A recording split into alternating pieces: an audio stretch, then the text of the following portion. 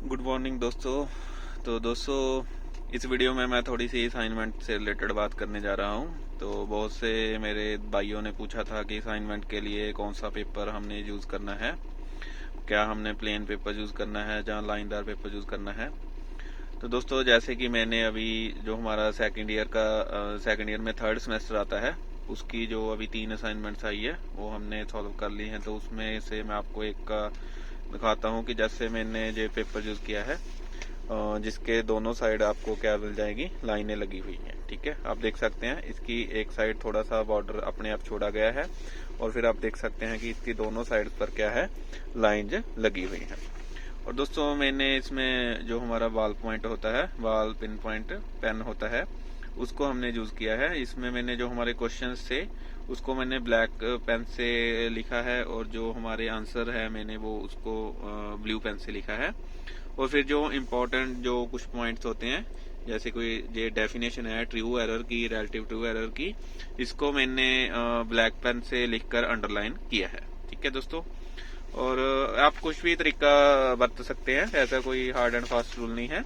और फिर देखिए, जैसे मेरा एक क्वेश्चन एंड हो गया, जैसे फर्स्ट का ए पार्ट एंड हुआ तो मैंने एक डॉटेड लाइन लगा दी, ताकि जो चेक करने वाला होगा एग्जामिनर, उसको पता चले कि जहां पर हमारा एक क्वेश्चन था कंप्लीट हो गया था। फिर हमारे सेकंड का जो फर्स्ट का बी पार्ट था उसको मैंने स्टार्ट किया। इसी तरह फिर आगे मेरे जो क्वेश्चन है मैंने सॉल्व करता गया।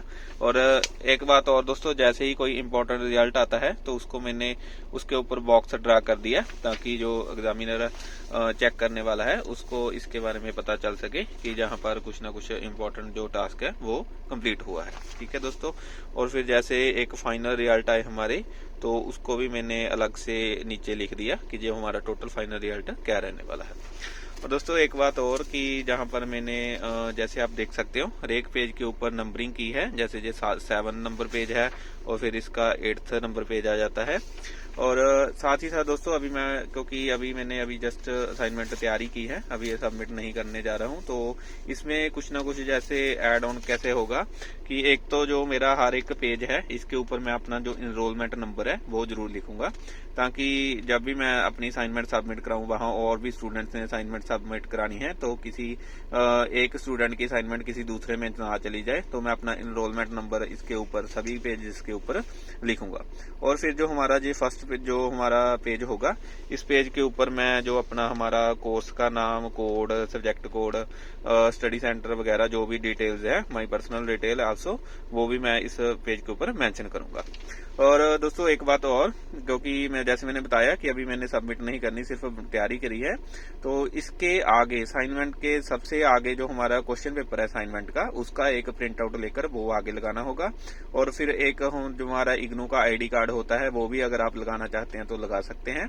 और साथ में एक फ्रंट पेज बेसिकली आपकी बेसिक डिटेल के बारे में ही बताता है, आपका जैसे कि आपका नाम क्या है, आपका एनरोलमेंट नंबर क्या है, आपके कोर्स का कोड क्या है, आपका सब्जेक्ट कोड क्या है, कौन सी असाइनमेंट आप सबमिट करने जा रहे हो, कितनी तारीख को की, आपके सिग्नेचर वगैरह, आपका मोबाइल नंबर, और फिर जो हमारे जहां पर हमने भेजनी है वो हमारे स्टडी सेंटर की डिटेल्स वगैरह। तो ये हमारी बेसिकली बेसिक डिटेल जो हमारी होती है, ताकि जिससे स्पेसिफिक हो सके कि ये किस स्टूडेंट ने असाइनमेंट सबमिट की है, वो वाली पर्सनल डिटेल के लिए आपको एक फ्रंट पेज इसके आगे लगाना होगा। तो दोस्तों, आपको गूगल पर सर्च पर आपको बहुत से इग्नू के असाइनमेंट के फ्रंट पेज मिल जाएंगे, आप अपना खुद से भी डिजाइन कर सकते हो। तो मैंने बताया ही है जैसे कि आपने सिर्फ अपनी उसमें बेसिक डिटेल्स ही डालनी है कि आपका जो एड्रेस वगैरह पर्टिकुलर क्या है, और फिर आपका नेम वगैरह जो भी आपकी पर्सनल डिटेल है, और साथ में आप किस सब्जेक्ट की असाइनमेंट सबमिट करने जा रहे हो, कहाँ सबमिट करनी है, किस प्रोफेसर को या किस स्टडी सेंटर पर, वो वाली पर्सनल डिटेल्स। ठीक है दोस्तों, तो ये कुछ ब्रीफ पॉइंट थे जो मैंने असाइनमेंट के लिए के डिटेल में आपके साथ डिस्कस किया है। तो इसलिए किसी को ऐसे घबराने की जरूरत नहीं कि हमने प्लेन पेपर यूज करना है, वन साइड लाइन जो होती है वो यूज करना है। आप कोई भी पेपर यूज कर सकते हो। बेसिकली आपका जो असाइनमेंट है वो नीट एंड क्लीन होना चाहिए। आपने कुछ बातों का ध्यान रखना है, जैसे कि ज्यादा कटिंग मत करिए। अगर कोई आपको लगता है किसी पेज में कटिंग होगी, क्योंकि असाइनमेंट पेपर आपके पास ही, आप उसको चेंज कर दीजिए, कोई और नया पेपर लेकर उस पर लिख दीजिए। ठीक है दोस्तों, तो आप कोशिश करें कि आप अपनी असाइनमेंट खुद से बनाएं।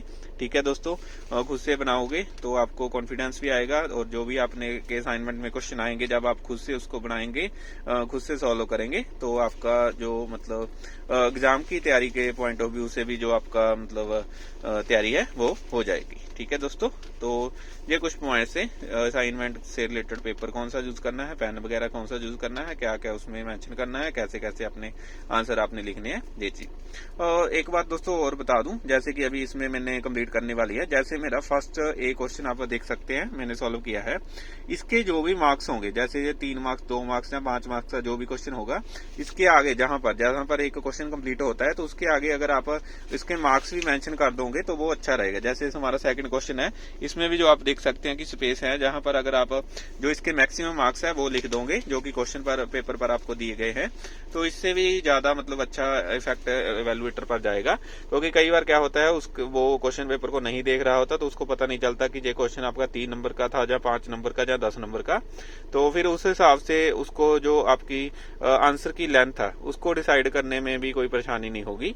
क्योंकि जैसे दोस्तों कुछ डेफिनेशन वाले क्वेश्चन होते हैं, उसको आप डेफिनेशन उसकी आप 1-2 लाइन में भी कंप्लीट कर सकते हो और 1 पेज में भी उसको कंप्लीट कर सकते हो। ठीक है, तो उसके मार्क्स देखने आपने, जैसे कि 2 मार्क्स का कोई क्वेश्चन है, 5 मार्क्स का कोई क्वेश्चन है, तो उस हिसाब से आप डेफिनेशन लिखें। अगर कोई 10 मार्क्स का क्वेश्चन है तो फिर उसकी डेफिनेशन प्लस उसकी एग्जाम्पल वगैरह डिटेल में एक्सप्लेन कीजिए। ठीक है दोस्तों, तो अगर आप इसके साथ क्वेश्चन के साथ जो क्वेश्चन पेपर पर मार्क्स दिए गए हैं वो भी आप मेंशन कर दोगे तो फिर दिक्कत नहीं होगी, इससे आपका अच्छा इफेक्ट जाएगा। ठीक है दोस्तों, तो अभी ऐसा आपको पता ही है, मैंने लास्ट वीडियो में भी डिटेल में बताया था कि असाइनमेंट्स आ चुकी हैं, सॉल्व करें। और ये जो मेरी असाइनमेंट है ये दोस्तों सेकंड ईयर की है, 3rd सेमेस्टर की, जिसके बारे में मैंने आपके साथ शेयर किया है। ओके दोस्तों, हैप्पी लर्निंग, थैंक यू।